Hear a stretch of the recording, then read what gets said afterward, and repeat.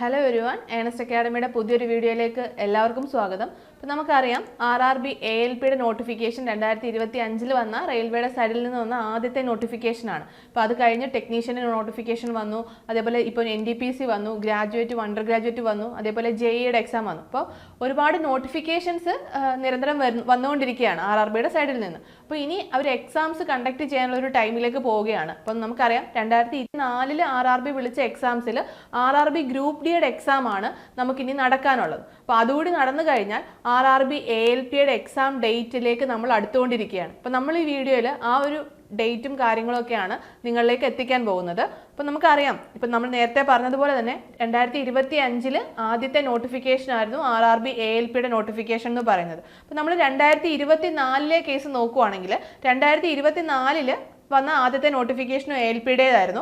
അത് ജാനുവരി മാസം 19-ാം തീയതിയാണ് നോട്ടിഫിക്കേഷൻ വന്നത്.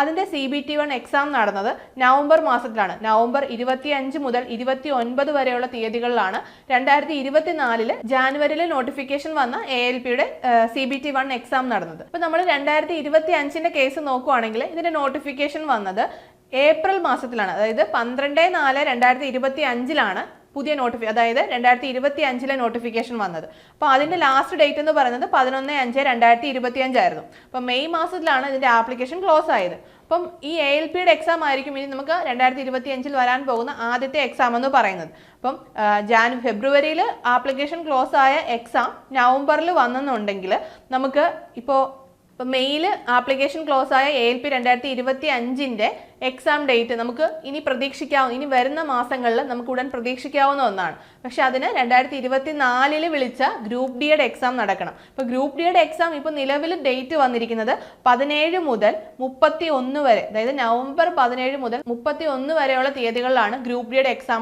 നടക്കാൻ പോകുന്നത്. അപ്പോൾ ഗ്രൂപ്പ് ഡിയുടെ എക്സാം കൂടി നടന്നു കഴിഞ്ഞാൽ ഉടൻ തന്നെ നെക്സ്റ്റ് ഡിസംബർ അവസാനമോ അല്ലെങ്കിൽ ജാനുവരി ആദ്യമോ നമുക്ക് ALPയുടെ എക്സാം പ്രതീക്ഷിക്കാവുന്നതാണ്. അപ്പോൾ നമ്മുടെ മുന്നിൽ ഇനി കുറച്ച് ദിവസങ്ങളേ ഉള്ളൂ. അപ്പോൾ നമ്മൾ ആപ്ലിക്കേഷനൊക്കെ കൊടുത്ത് നോട്ടിഫിക്കേഷൻ വന്ന ടൈമിൽ നമ്മൾ അപ്ലൈ ഒക്കെ ചെയ്തു. പക്ഷേ നമ്മൾ കഴിഞ്ഞ തവണ ഒരുപാട് ലേറ്റ് ആയിട്ടല്ല എക്സാം വന്നത്. അപ്പം എക്സാം ഡേറ്റ് വരട്ടെ, നമുക്ക് പഠിക്കാം എന്ന് കരുതിയിരുന്ന ഒരുപാട് സ്റ്റുഡൻസ് ഉണ്ടായിരിക്കും. പക്ഷേ ഇനിയെങ്കിലും നിങ്ങൾ കൃത്യമായിട്ടൊരു സ്റ്റഡി പ്ലാൻ ഫോളോ ചെയ്ത് നിങ്ങൾ പഠിച്ചു തുടങ്ങിയെങ്കിൽ മാത്രമേ നിങ്ങൾക്ക് ALP എക്സാം ക്രാക്ക് ചെയ്യാൻ സാധിക്കുന്നുള്ളൂ. കാരണം കഴിഞ്ഞ വർഷം നടന്ന എക്സാം പെട്ടെന്നായിരുന്നു ഡേറ്റ് വന്നതും പെട്ടെന്ന് കുറഞ്ഞ ദിവസത്തിനുള്ളിൽ തന്നെ എക്സാം കണ്ടക്ട് ചെയ്യുകയും ചെയ്തു. അപ്പോൾ എക്സാം ഡേറ്റ് വന്നിട്ട് പഠിക്കാൻ ഇരുന്ന് കഴിഞ്ഞാൽ നിങ്ങൾക്ക് ആ സിലബസ് കംപ്ലീറ്റ് ചെയ്യാൻ പറ്റാതെ പോവുകയൊക്കെ ചെയ്യും. അതുകൊണ്ട് തന്നെ നിങ്ങൾ ഇനിയുള്ള ടൈം മാക്സിമം എഫേർട്ട് ഇട്ട് കൃത്യമായ ഒരു സ്റ്റഡി പ്ലാനോട് കൂടി നിങ്ങളുടെ പഠനം സ്റ്റാർട്ട് ചെയ്യുക. അപ്പം ALPയുടെ എക്സാമിന് മാത്രമല്ല, നിങ്ങളുടെ മുന്നിൽ മറ്റനേകം എക്സാമുണ്ട്. അതായത് ടെക്നീഷ്യൻ ഉണ്ട്, JE ഉണ്ട്, സെക്ഷൻ കൺട്രോളർ ഉണ്ട്, അതേപോലെ NDPC ഉണ്ട്. അപ്പം ഈ വരുന്ന എക്സാംസിനൊക്കെ നിങ്ങൾക്ക് ഇപ്പോൾ ഒന്നിൻ്റെ എക്സാം ഡേറ്റ് വന്നു കഴിഞ്ഞാൽ പുറകെ അടുത്തത് നെക്സ്റ്റ് ആയിട്ട് എക്സാം വന്നുകൊണ്ടിരിക്കും. ALP പോയാൽ നമുക്ക് JE ഉണ്ടല്ലോ എന്ന് കരുതി ഇരിക്കാതെ ഇപ്പോൾ ALPക്കായിട്ട് പഠിച്ചു തുടങ്ങിയാൽ ഇൻ കേസ് നിങ്ങൾക്ക് ALP എക്സാമിന് നല്ല രീതിയിൽ പെർഫോം ചെയ്യാൻ പറ്റാതെ പോയാൽ പോലും നിങ്ങൾക്ക് JE എക്സാമിന് നല്ല രീതിയിൽ പെർഫോം ചെയ്യാൻ നിങ്ങൾക്കൊരു ബേസ് ആവും അവിടെ. അപ്പം നിങ്ങൾ ഇപ്പോൾ തന്നെ നിങ്ങൾ നല്ല രീതിയിൽ പഠിച്ചു തുടങ്ങുക. അപ്പോൾ നിങ്ങളുടെ മുന്നിലുള്ള കുറഞ്ഞ സമയം മാക്സിമം യൂട്ടിലൈസ് ചെയ്ത് കൃത്യമായ സ്റ്റഡി പ്ലാനോട് കൂടി സിലബസ് ഒക്കെ കവർ ചെയ്ത് നിങ്ങൾ പഠിക്കാൻ വേണ്ടിയിട്ട് ശ്രമിക്കുക. അപ്പോൾ നമ്മുടെ ഏണസ്റ്റ് അക്കാഡമിയിൽ ALPയുടെ എല്ലാ ബ്രാഞ്ചസിലേക്കുള്ള CBT1 അതേപോലെ CBT2 കോഴ്സസ് സ്റ്റാർട്ട് ചെയ്തിട്ടുണ്ട്.